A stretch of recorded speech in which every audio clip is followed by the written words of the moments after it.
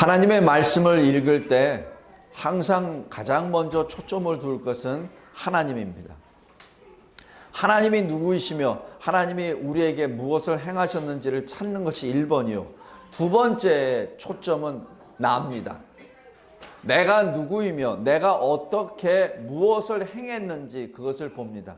근데 보통 내가 행한 것은 세상에서 행한 것 같지만 실은 하나님 앞에 범죄한 것이 태반입니다. 그래서 성경을 통하여 가장 먼저 보는 것은 하나님을 보고 그 다음에 하나님 앞에 나를 봅니다. 그리고 마지막 결론으로 하나님께서 나에게 들려주시는 말씀을 듣는 겁니다. 이것이 기본 패턴입니다. 오늘 여기 81편에서도 마찬가지입니다. 1절에서 5절까지는 과연 하나님이 누구이신가를 부르짖습니다. 하나님은 나에게 능력 주시는 분이십니다. 하나님이 안 계시면 나는 존재하지 않습니다. 사도행전 17장에도 나와 있듯이 아덴에 있는 많은 철학자들에게 이렇게 말합니다. 하나님이 나에게 생각을 주시고 하나님이 나에게 생각을 하며 움직일 수 있게 해주시고 라고 하나님과 나의 관계를 사도 바울이 그렇게 증거합니다. 하나님이 없다면 나는 존재하지 않습니다. 하나님이 안 계신다면 나는 어떠한 사고도 생각도 할 수 없습니다. 라는 고백입니다. 성도 여러분, 우리의 신앙 고백은 어떤가요? 그 시작이 하나님입니까? 아니면 여러분 자신입니까? 꼭 명심해 두기 바랍니다. 시작이 어딘지 그것을 분명히 짚고 넘어가야 됩니다. 예수님이 요한계시록에서 뭐라고 하셨죠? 내가 알파요 오메가라. 바로 알파요 오메가는 창조와 구원의 시작과 끝이 주님이란 말도 되지만은 그 창조 구원의 세계에 존재하는 나의 정체성이 거기서 드러납니다. 나의 시작은 주님이요 나의 끝은 주님입니다 라고 고백했을 때 그때 하나님의 말씀을 읽을 때 하나님을 만나게 됩니다. 만약에 그러지 아니하고 내가 시작했습니다. 내가 이 일을 시작했습니다. 내가 이 일을 끝맺히겠습니다 라고 주장하는 사람에게는 주님이 없습니다. 만약에 그렇다면 아무리 머리에 속에 이 성경을 수만 번, 수십억 번 집어넣는다 하더라도 거기에는 하나님과 아무런 관계가 없습니다. 여기 1절 잘 보십시오. 우리의 능력 되시는 하나님. 굉장히 중요한 말씀입니다. 내가 호흡하는 것도 하나님이요. 내가 이렇게 서 있는 것도 하나님 때문이요. 내가 살고 있는 것도 하나님 때문입니다. 라는 신앙 고백이 이겁니다. 성도 여러분 꼭 명심해 주십시오. 하나님이 바로 나의 시작이요. 하나님이 나의 모든 인생이요. 하나님이 바로 나의 끝이라는 것을 늘 명심하시기 바랍니다. 그래서 1절 보십시오. 내가 그 하나님을 향하여 기쁨으로 노래합니다. 왜냐하면 나에게 생명 주신 분이기 때문에. 성도 여러분, 우리 그냥 인간적인 관계에서 여러분에게 진정으로 은혜를 베푼 사람 앞에 갔을 때 여러분의 모습은 어떻습니까? 그냥 그 사람을 위해서 노래도 하고 그 사람을 위해서 춤도 춥니다. 예를 한번 들어볼까요? 여러분들의 부모님들 환갑, 진갑 뭐 이렇게 됐을 때 그 부모님들 앞에서 노래도 하고 춤도 추고 선물도 드리고 하여튼 어떻게 해서라든지 하여튼 그 부모님께 기쁘게 해드리려고 하잖아요. 왜? 그분을 통해서 내가 생명 받았고 그분을 통해서 내가 여태까지 자랐고 그렇잖아요. 그런데 그 모든 것보다 훨씬 위대하신 아예 생명 자체를 주신 하나님 앞에 섰을 때 우리의 모습은 어떻게 되겠습니까? 성도 여러분, 그래서 예배 드릴 때 항상 기쁨으로 드려야 됩니다. 왜냐하면 그 하나님이 우리 앞에 계시잖아요. 우리가 지금 그 하나님 앞에 그 하나님을 향하여 지금 예배를 드리고 있잖아요. 근데 보통 예배 드릴 때 좀 심각하게 예배 드리죠. 그죠? 왜냐하면 내 마음속에 내 무거운 짐이 계속 있기 때문에 그렇습니다. 성도 여러분, 무거운 짐을 내려놓고 웃으면서 기쁨으로 예배드립시다. 그리고 그 기쁨 가운데 하나님을 만나시기를 바랍니다. 자, 6절부터 6절, 7절은 하나님이 무엇을 행하셨는가입니다. 우리 출애굽의 역사 우리 귀가 닳도록 많이 들었습니다. 출애굽 3장에 보면은 출애굽 1장과 2장에 거쳐서 이스라엘 백성들이 험난한 길을 걸어갑니다. 그때 주님이 여호와 하나님께서 들으셨다라고 기록합니다. 그것이 바로 고난 중에 주의 이름을 부르셨을 때 주님이 들으셨다라고 얘기하고, 들으셨다라고 얘기한 것은 거기에 대해서 행동으로 응답하셨다라는 것을 의미합니다. 그래서 이스라엘 백성이 고난 가운데 부르짖었을 때 이스라엘 백성들을 끄집어내 주십니다. 그런데 성도 여러분, 430년 지난 다음에 끄집어내 주셨어요. 아마 그 중에 그 응답을 보지도 못하고 죽은 사람들 꽤 됐을 겁니다. 아마 그 사람들은 그럴 거예요. 하나님은 어디 계시나? 라고도 얘기할 수 있습니다. 그러나 하나님은 제가 전에도 말씀드렸지만 시간과 공간을 초월하신 하나님이십니다. 그 하나님은 분명히 하나님의 입에서 나온 말씀을 지키시는 하나님이십니다. 우리 생각에 아직까지도 왜 내 기도를 응답해 주시지 않았습니까? 라고 얘기했을 때 그거는 우리 잣대요. 우리 시간이고 하나님의 시간대에 맞춰서 늘 기도하시기 바랍니다. 하나님이 기억하십니다.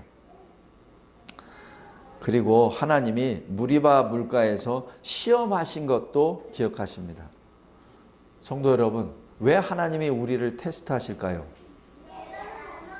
왜 하나님이 우리에게 어려움을 주시기도 합니까? 왜? 그것은 분명히 목적이 있어요. 어린아이가 한 번 걸음을 걷기 위해서 그 얼마나 많이 엉덩방이를 찧어야 되고 많이 넘어져야 됩니까? 이스라엘 백성들이 출애굽했습니다. 그런데 하나님이 뭐라고 하시냐면은 내 백성, 내 군대 이렇게 말씀하십니다. 근데 우리 잘 생각해 보십시오. 출애굽 즉시 그 사람들의 정신 상태는 뭐죠? 여전히 애굽의 노예입니다. 그죠?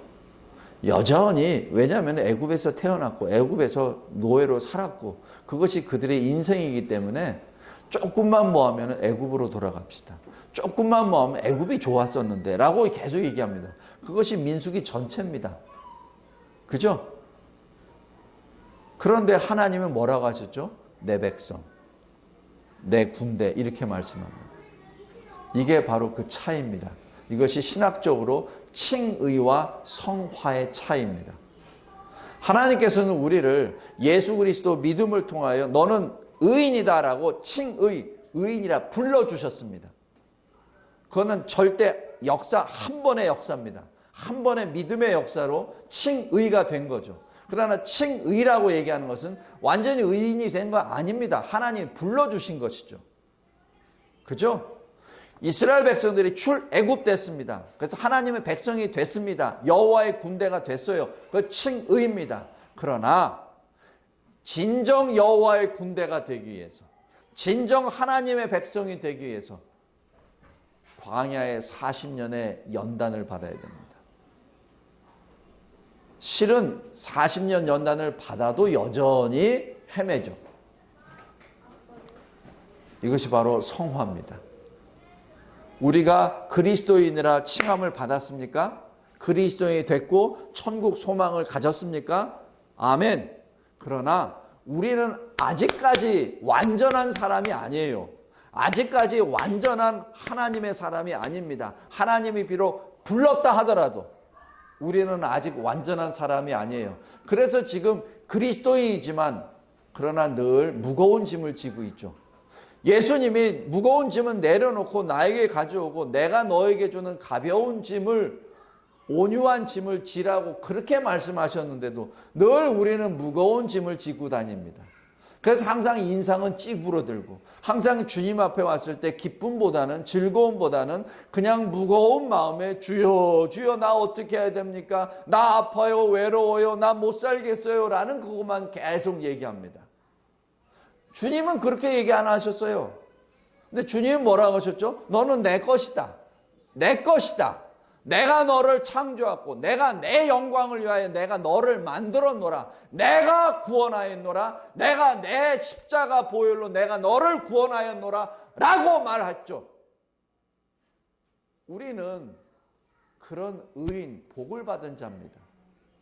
그러나 늘 우리는 아직도 여전히 주님의 은혜와 주님의 죄 사함과 주님의 도우심이 절대 필요한 성화 중에 있는 의인입니다. 성화 중에 있는 거룩의 길로 걸어가고 있는 죄인입니다. 그러나 우리는 그리스도 안에 있는 죄인이죠. 그래서 시험하는 겁니다. 7절 잘 보세요. 하나님이 잊지 않고 말씀하시는 거. 내가 너를 건졌다. 내가 너를 시험했다. 성도 여러분, 여러분이 그리스도인의 삶을 살면서 구원을 받았습니까? 그 다음 오는 것은 하나님이 여러분에게 주신 시험입니다. 그 시험에 기쁨으로 아멘 하시기 바랍니다. 내가 돈 때문에 시험을 받았습니까? 내가 인간관계 때문에 시험을 받았습니까? 나의 정욕 때문에 시험을 받았습니까? 나의 죽음의 두려움 때문에 시험을 받았습니까? 그렇다면 그 시험 앞에 하나님께 감사하십시오. 왜 시험 앞에, 왜 환난 가운데, 왜 시련 앞에 감사하냐고요? 하나님이 나를 건져주셨다는 증거입니다. 만약에 하나님이 나에게 구원의 은혜를 베풀어 주셨는데 나에게 시험이 없다면 나는 진정으로 아무것도 아닌 거예요.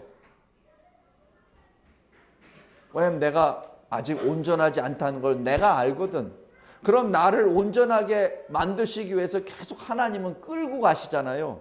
그것이 시험입니다. 그것이 연단입니다. 그것이 성화입니다. 언제까지? 죽을 때까지. 평생 죽을 때까지. 그래서 죽음 앞에서도 즐겁게 큰 소리로 노래할 수 있는 자, 그 자가 영화 순간입니다. 꼭 기억하십시오. 7절 꼭 기억하십시오. 하나님이 나를 건지셨습니까? 그렇다면 하나님이 나를 시험하십니다. 그 시험에 흔들리지 말기 바랍니다. 시험을 오히려 감사로 받으시기 바랍니다. 마지막으로, 그런데 11절 12절 보십시오. 내 백성이 내 소리를 듣지 아니하고 순종하지 아니하고 나를 원하지도 아니하도다. 성도 여러분, 제가 한 몇 년 전에 설교한 기억이 나는데, 하나님은 그러한 우리를 향하여 뭐라고 말씀하시냐면은 12절입니다. 내가 그의 마음을 완악한 대로 버려두어 그의 임의대로 행하게 하였도다. 성도 여러분, 하나님은 우리의 죄까지도 하나님이 그렇게 내버려 두셨다라고 표현하십니다. 이것이 하나님의 사랑입니다. 이게 신학적으로 굉장히 좀 뭐랄까, 굉장히 깊어요. 잘못 해석을 하다 보면은 모든 죄를 하나님께 넘겨버리는 이상한 것을 해석하는데 그것이 절대 아니라, 하나님께서는 우리 죄까지도 하나님이 주장하심을 고백하십니다. 왜? 내가 모든 선과 악까지도 내가 주관하느니라. 내가 너를 사랑하노라. 내가 어떠한 악을 취했다 하더라도 내가 너를 사랑하노라. 내가 너를 사랑하노라. 내가 너를 사랑하노라.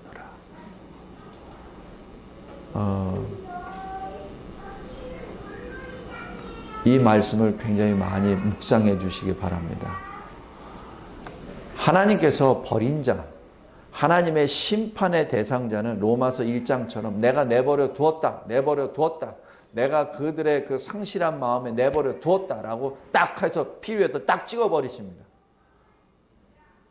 요한계시록 22장에서도 내가 악한 자, 악행하는 자는 내버려 두었다. 그대로 악행을 하게 내버려 두었다라고 해서 피리어드를 딱 찍어버리십니다. 그러나 여기 시편 81편에 나와 있는 이 12절에서는 그의 임의대로 행하게 하였도다라고 피리어드를 끝난 것이 아니라 13절로 바로 들어갑니다. 내 백성아 내 말을 들으라. 내 백성아 내 말을 들으라. 이것이 다릅니다. 이것이 하나님의 사랑을 받은 우리와 하나님의 사랑을 받지 못한 사람들과의 차이입니다. 잊지 말기 바랍니다. 우리는 하나님의 사랑을 받은 자, 예수 그리스도로 말미암아 그리스도와 연합된 그리스도 안에 있는 자로서 하나님의 사랑을 받은 자, 그러기에 어느 권세, 어느 시간대, 어느 누구도 무엇이라도 하늘과 땅 무엇이라도 하나님의 사랑을 끊을 자 없다라는 로마서 8장의 말씀이 여기서 증거가 됩니다. 꼭 기억하시기 바랍니다. 그리고 15절 보십시오. 여기 조금 이 내용이 조금 오해의 소지가 있을 것 같아서 제가 짚고 넘어갑니다. 여호와를 미워하는 자는 그에게 복종하는 채 할지라도 그들의 시대는 영원히 계속되리라. 여기서 이 시대라고 얘기하는 것은 번역상이 조금 좀 이게 충족하지가 못한데, 그들의 직역을 하면은 그들의 영벌의 때, 영벌의 기간, 그걸 얘기합니다. 그들의 심판의 기간은 영원히 계속되리라.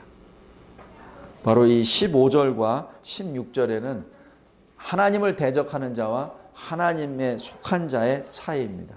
하나님을 대적하는 자는 하나님을 미워할 것이요, 하나님을 미워하는 자는 껍데기로는 하나님을 복종하는 척 할지라도 그들은 영원히 심판이 임하리라. 반면에 16절, 하나님의 은혜를 받은 자, 하나님을 사랑하는 자는 하나님이 직접 그에게 양식을 주시리라. 그 얘기입니다. 성도 여러분, 우리는 바로 하나님의 사람입니다.